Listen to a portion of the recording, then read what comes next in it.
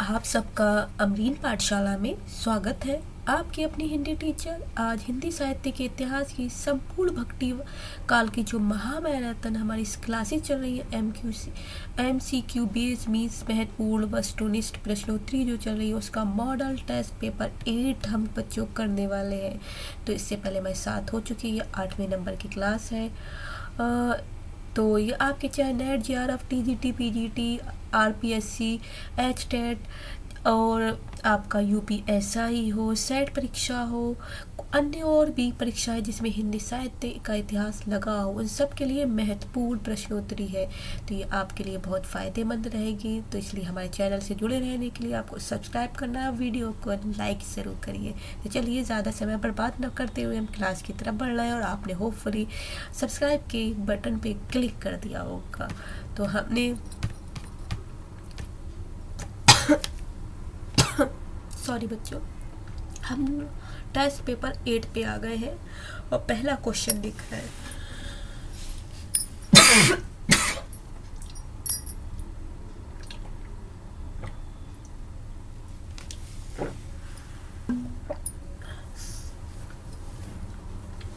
पहला प्रश्न है बच्चों,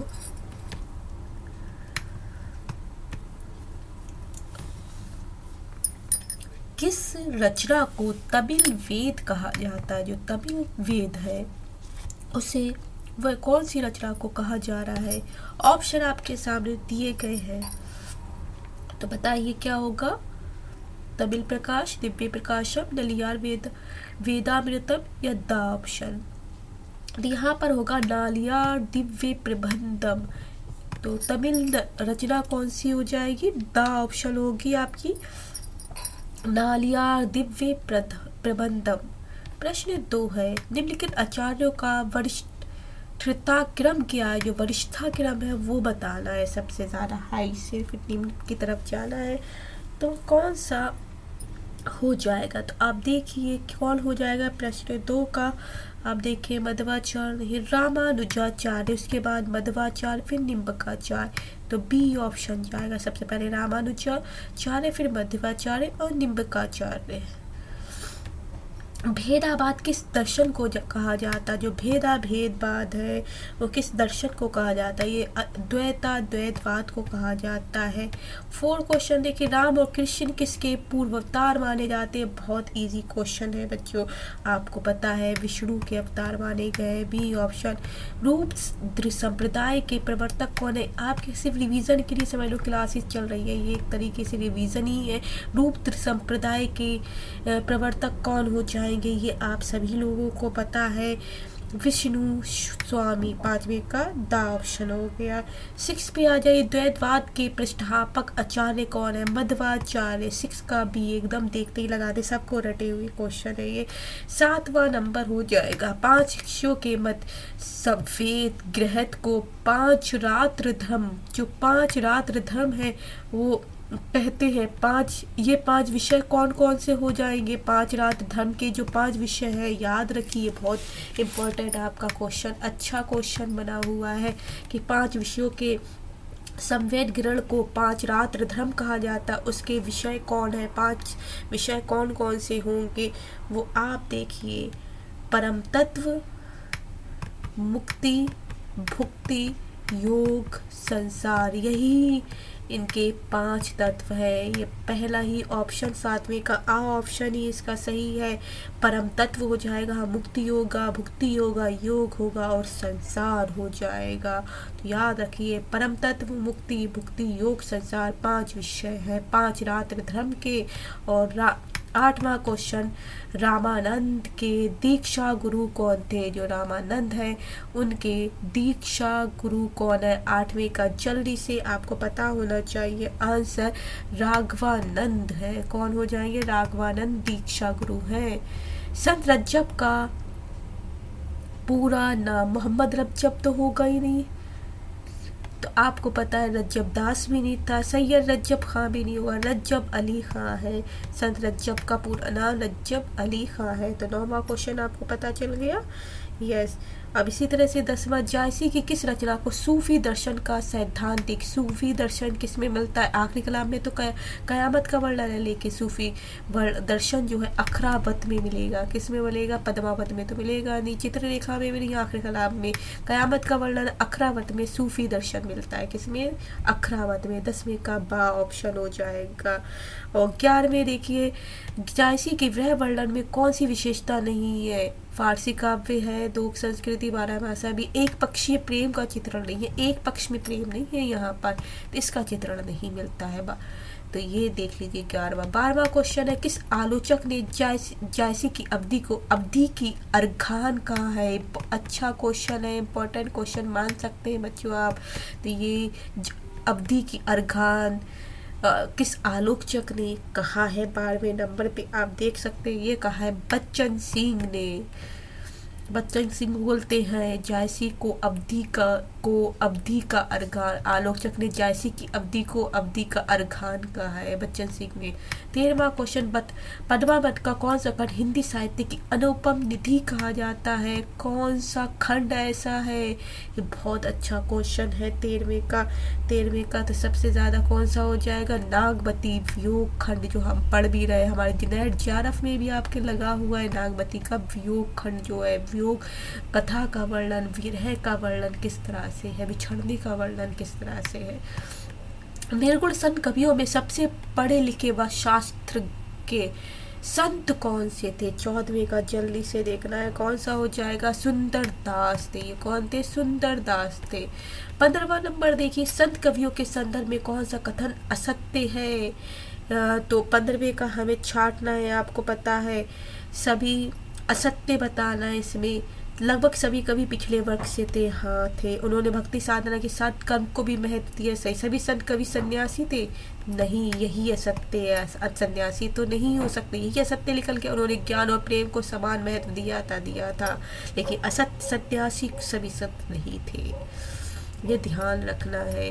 16वां, संत काव्य और सूफी काव्य में कौन सी विशेषता असमान है? समानी भी असमान है, आसमान है, समान नहीं, आसमान है। 16वें का क्वेश्चन बताना है, ये है खंडनात्मक प्रवृत्ति है। गुरु की महत्व दिया जा रहा है, माया और शैतान का विरोध भी किया जा रहा है, प्रेम की प्रधानता, लेकिन खंडनात्मक प्रवृत्ति है वो असमान है। 17वां क्वेश्चन, वल्लभाचार्य से भेंट होने पर सूरदास ने कौन सा पद गाया था? आपको पता होना चाहिए, भेंट होने पर कौन सा पद गाया? प्रभु हो सब पातिन को टीको। वल्लभाचार्य से जब भेंट होती है, मिलते हैं, तो सूरदास कहते प्रभु हो सब पातितन को टीको। मीन्स क्या बोल रहा है? प्रभु हो सब पातितन को टीको। ये वल्लभाचार्य से भेंट होने पर सूरदास बोलते हैं। 18वां है, कृष्ण भक्ति काव्य की वर्णित भ्रमर गीत का प्रमुख प्रतिपाद्य क्या है? जो भ्रमर गीत का प्रतिपाद्य है वो क्या निकल के आ रहा है? आपको पता, गोपियों का वर्णन नहीं, सगुण भक्ति की प्रतिष्ठा निकल रही है। भ्रमर गीत में सगुण भक्ति आ रही है, कैसी? कृष्ण भक्ति भी नहीं आ रही है। कृष्ण के प्रति गोपियों का प्रेम व्यंजना नहीं है, उक्ति वैचित्र्य दर्शन नहीं, लेकिन सगुण भक्ति आती भ्रमर गीत में। कैसी है? मुख्य विषय कृष्ण भक्ति काव्य में वर्णित जो भ्रमर गीत है, सगुण भक्ति की प्रतिष्ठा दिखाई दे रही है। 18वां क्वेश्चन। 19वां, गौड़ीय संप्रदाय के जो प्रवर्तक कौन है? तो 19वें का चैतन्य महाप्रभु, देखते ही लगा दीजिए। 20वां, उत्तर भारत में राम भक्ति का प्रवर्तन आचार्य रामानुज की परंपरा में राघवानंद द्वारा प्रारंभ हुआ और उनके शिष्य थे उसे युगानुकूल भाव भूमि प्रदान की। राघवानंद के शिष्य कौन थे? जो राघवानंद है उनके शिष्य कौन माने जा रहे हैं? रामानंद। राघवानंद के शिष्य कौन है? रामानंद। 21वां, किस आलोचक ने तुलसीदास को बुद्ध देव के बाद का सबसे बड़ा लोकनायक कहा है? ये आपको पता होना चाहिए। फिर क्वेश्चन आया है, जॉर्ज गियर्सन बोलते। इससे पहले हमने किया था ये क्वेश्चन, आपने इससे पिछले वाले टेस्ट में जॉर्ज गियर्सन द्वारा से डाला है। 1-2 क्वेश्चन जरूर डले हुए होते हैं जिससे आपको फिर से याद हो जाए। इंपॉर्टेंट क्वेश्चन है, तो बुद्ध देव के बाद का जॉर्ज गियर्सन ने कहा है, इम्पॉर्टेंट है बच्चों। इसी तरह से अगला हो जाएगा 22वां नंबर, कवितावली का मुख्य छंद क्या है। जो कवितावली है उसका मुख्य छंद क्या हो जाता है, कवित और सवैया है। इसमें 22वें का दा ऑप्शन हो जाएगा।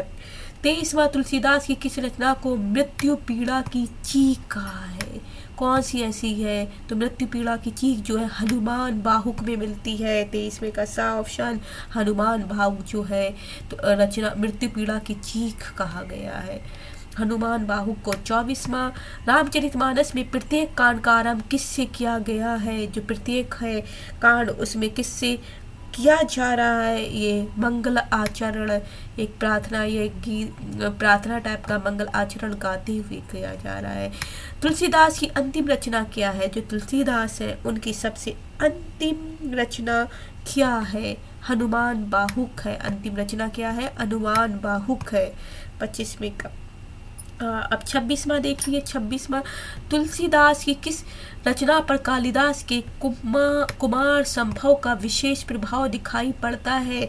तो 26वें का ऑप्शन होगा पार्वती मंगल पर। 27वां, तुलसीदास की कौन सी रचना गीति काव्य के अंतर्गत नहीं आती। गीति काव्य के अंतर्गत कौन सी रचना नहीं आ रही, कवितावली नहीं आएगी। गीतावली आएगी, कृष्ण की गीतावली और विनय पत्रिका, ये तीनों आएंगी हमारी गीति काव्य में, लेकिन कवितावली नहीं आएगी। जानकी मंगल और पार्वती मंगल का काव्य का रूप क्या है। जो जानकी मंगल है और पार्वती मंगल है ये क्या हो जाएंगे। 28वें नंबर पे देखिए, ये खंड काव्य है। ये सारे क्या है, खंड काव्य है, महाकाव्य नहीं है लेकिन खंड काव्य है। 29वां, तुलसी ने अपने अभावग्रस्त बचपन का उल्लेख किस रचना में किया। जो उनका बचपन है, अभावग्रस्त बचपन, वो कौन सी रचना में अपने बचपन के बारे में बताते हैं, कवितावली के बारे में बता रहे हैं। इससे कवितावली बा ऑप्शन। रामचंद्रिका का रचना काल क्या है। 30 क्वेश्चन है कि रामचंद्रिका का जो रचना काल है वो क्या है, 1601 ईस्वी है। रामचंद्रिका में कुल कितने प्रकाशीय अनुच्छेद है। 31वां क्वेश्चन हम पूछ रहे हैं कि रामचंद्रिका में कितने अनुच्छेद है, 39, 39 हो जाएंगे। 32, अकबर के दरबार में सम्मानित संगीतज्ञ तानसेन किस संप्रदाय से जुड़े हुए थे। जो तानसेन है कौन से संप्रदाय से जुड़े हुए थे, ये थे बल्लभ संप्रदाय से जुड़े हुए थे। तानसेन जो थे, जिन्हें तन्ना भी बोला जाता है, संगीत एक म्यूजिक के थे, तो वो बल्लभ संप्रदाय से थे। 33 नंबर है, रहीम का ज्योतिष ग्रंथ निम्नलिखित में से कौन सा है। जो ज्योतिष ग्रंथ है वो रहीम का वो कौन सा है, ये आपको बताना। ये है खेट कौतुक जातकम। खेट कौतुक जातकम रहीम का ज्योतिष ग्रंथ है, याद कर लीजिए, खेट कौतुक जातकम। रहीम का समय क्या रहा है, 34 में क्वेश्चन है। ये 1556 से 1627 ईस्वी अकबर के समय का ही है, मान लो उसके आसपास ही, तो अकबर का समय ये इसी के आसपास में आप मान सकते। 1556 से 1627। अब्दुल रहीम खान खाना जो है रहीमदास ही है, उन्हीं का समय जिन्होंने परवरिश भी की है इनकी थोड़ी बहुत अकबर ने, और इनके नवरत्नों में भी आते हैं अकबर के। तो नूर जहाँ ने कुपित होकर किस कवि को हाथी से कुचलवा दिया था, वो आपको पता है गंग कवि को। जो गंग कवि है नूर जहाँ ने, 35वें का बा ऑप्शन हो जाएगा। गंग कवि को कुचलवा दिया था, हाथी से कुचलवाया था। उन्होंने सिर्फ एक दोहा ऐसा बोला था, ये मैंने दोहा आपको क्लासेस में करवाया हुआ भी है, वो आप ज़रूर देखिए। सारी क्लासेस की होंगी तो आपको पता चल जाए कौन सा दोहा था कि नूर जहाँ ने कुपित होकर किस कवि को, गंग कवि को। निम्नलिखित में से नंददास की सर्वश्रेष्ठ कृति कौन सी मानी जाती है। 36वां का, तो 36वां है आ क्वेश्चन पे रास पंचाध्यायी मानी जाती, नंददास की रास पंचाध्यायी। 37, अपने पौरुष से हताश जाति के लिए भगवान की शक्ति और करुणा की ओर ध्यान ले जाने के अतिरिक्त दूसरा मार्ग ही क्या था। यह कथन किस लेखक का है। सबसे अच्छा कथन, इम्पोर्टेंट कथन है, आपको पता हो कि अपने पौरुष से हताश जाति के लिए भगवान की शक्ति और करुणा की ओर ध्यान ले जाने के अतिरिक्त दूसरा मार्ग नहीं दिखाई दे रहा था। ये है रामचंद्र शुक्ल ऐसे बात कर रहे हैं। और बारहाना अगर कि इस्लाम ना आया होता वो हजारी प्रसाद द्विवेदी का, लेकिन अपने पौरुष से हताश जाति के लिए ये रामचंद्र शुक्ल का है, याद रखिए। ये सबसे इम्पोर्टेंट कथन बहुत आते हैं। किसने कबीर को रेडिकल सुधारक, जो रेडिकल सुधारक है, किसने कहा है? किस कबीर को रेडिकल सुधारक कहा है? 38 का क्वेश्चन का आंसर बताइए। बच्चन सिंह बोल रहे हैं, रेडिकल सुधारक बच्चन सिंह ने बोला है। 39 है, सूरा जो पहचानिए लड़े दीन के हेत, पुरजा पुरजा कटी मरे कबू न छाड़े खेत। ये दो कहा किस कवि का है? जो कवि है उनका नाम बताना है। ये है कबीर दास का कि सूरा सो पहचानिए लड़े दीन के हेत, पुरजा पुरजा कटी मरे कबू न छोड़े खेत। 42वां है, साकी शब्दी दोरा कही कहिनी उपखान, भक्ति निरूपहिम भगत कली निंदही वेद पुराण। ये किसकी है ये बताना है। ये किसका है? ये किसकी पंक्तियां हैं? तो इजी है क्वेश्चन, जल्दी से आपने पहचान भी ली होंगी। ये है तुलसीदास की। प्रभु जी तुम चंदन हम बांधी, शीर्षक पर किसका है? प्रभु जी तुम चंदन हम पानी, बहुत फेमस है, आपको पता है, रैदास की है। प्रभु जी तुम चंदन हम पानी। 42 सो जोगी जाके मन में मुद्रा, रात दिवस ने करई निद्रा, रात दिवस ने करई अनिद्रा। किसकी है? कबीर की है। कबीर क्या बोलते हैं? सो जोगी जाके मन में मुद्रा, रात दिवस ना करई निद्रा। ये पंक्ति कबीरदास जी बोल रहे हैं। 43 हो सब कवीन करे पिछलगा, किछु कही चला तबल देही डका। तो 43 आपको पता होना चाहिए किसकी है? जायसी बोल रहे हैं। क्या बोल रहे हैं? 43 का दा ऑप्शन है जायसी। हाँ सब कवीन करे पिछलगा, किछु कही चला तबल देही डगा। 44 मानुष प्रेम बहु बैकुंठी, बैकुंठी नाहित कहा छार भई मुंठी, बैकुंठी मुंठी। ये शब्द आ रहे हैं, ये किस कवि की पंक्तियां हुई? तो ऐसी बात कौन कर रहा है? जायसी बोल रहा है। कौन बोल रहा है? जायसी बोल रहा है। 45 मोहम्मद जीवन जल भरन रहंट, घड़ी के रीति घड़ी सो आई, जो भरी ढरी जन्म गा बीती। है पंक्तियां किसकी है? तो 45 बता दीजिए, ये भी जायसी की है। 46 बताएंगे भारतवर्ष का लोकनायक वही है, वही हो सकता है जो समन्वय करने की अपार धैर्य करने आया हो। आपको पता है ये कथन किस लेखक का है? हमने बताया हुआ अभी या पहले भी, तो आपको पता होना चाहिए। जल्दी से लगा देंगे। हजारी प्रसाद द्विवेदी भारतवर्ष का लोकनायक वही हो सकता है जो समन्वय करने का अपार धैर्य लेकर आया है। ये हजारी प्रसाद द्विवेदी जी बोल रहे हैं। 47 लाज न लागत आपको दौरे आयु साथ, धिक धिक ऐसे प्रेम को कहा कहूँ मैं नाथ। ये किसकी पंक्तियां हैं? 47 में रत्नावली की है। 48 पे आ जाइए। इसका स्वरूप तो प्रबंध काव्य का सा है, परंतु कथा प्रबंध काव्य के अनुरूप नहीं हुआ। अलंकार को अनावश्यक महत्व दिया गया है। रामचंद्र शुक्ल का यह कथन किस ग्रंथ संदर्भ में मिलता है? 48 का ये हो जाता है रामचंद्रिका में मिलता है। और 49 का क्वेश्चन है, भलो बुरो ना तू गुने बिरथा, कथा कहे सुने ना राम दे गाई ना देव लोक पाई। है ये पंक्ति किस कवि की है? 49 का सा ऑप्शन के शब्दास बोलते हैं। सबसे अंतिम क्वेश्चन पे आ जाते हैं आज का। यदि कहीं रमणीय सुंदर अद्वैती रहस्यवाद है तो मैं जिसके भावुकता उच्च कोटि की है, रामचंद्र शुक्ल के इस कथन में रिक्त स्थान की पूर्ति कीजिए। रहस्यवाद है तो डैश, तो ये किसके बारे में, किस कवि के बारे में बोल रहे हैं? ये मलिक मोहम्मद जायसी के बारे में बोल रहे हैं। क्या बोलते हैं? यदि कहीं रमणीय सुंदर अद्वैती रहस्यवाद है तो मलिक मोहम्मद जायसी में जिसकी भावुकता उच्च कोटि की है। किसके बारे में बोल रहे हैं? मलिक मोहम्मद जायसी के बारे में बोल रहे हैं। तो बच्चों आज की हमारी सीरीज समाप्त हो चुकी है। आज हमने हिंदी साहित्य की संपूर्ण भक्ति काल के मॉडल टेस्ट पेपर 8 कर लिया है। इससे पहले हमारे आदिकाल भक्तिकाल को मिलाकर 8 मॉडल टेस्ट आ गए। इसके बाद हम रीतिकाल करने वाले हैं। तो हमारे चैनल से जुड़े रहने के लिए आपको हमारे चैनल को सब्सक्राइब करना है, वीडियो को लाइक करना है, शेयर करना है और कमेंट में आपके कितने क्वेश्चन आपको सही लगे, कैसे लगे, ज़रूर बताइएगा। और चलिए अगले वीडियो में मिलेंगे, तब तक के लिए bye bye, take care, have a nice day. जहाँ रहें खुश रहें, आबाद रहें। जय हिंद, जय भारत।